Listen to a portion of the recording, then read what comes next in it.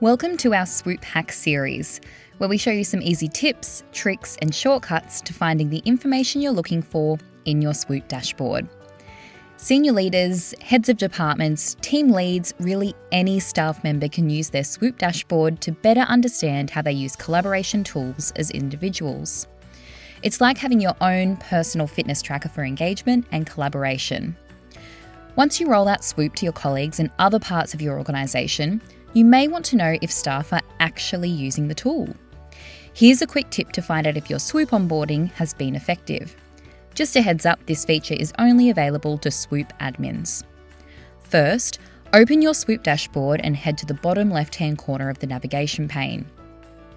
Click on the Admin Settings button and then select Usage Statistics. Your usage statistics will then show. The graph will show the number of users who have logged into SWOOP depending on the time period you have selected.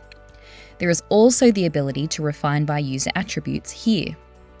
For example, if I select Department, the dashboard will reveal the breakdown of users logging in from each department.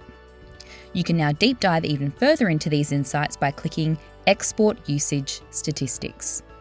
This will generate an Excel download which will show exactly who has accessed their SWOOP dashboard, including the number of times they've logged in and some other attribute information.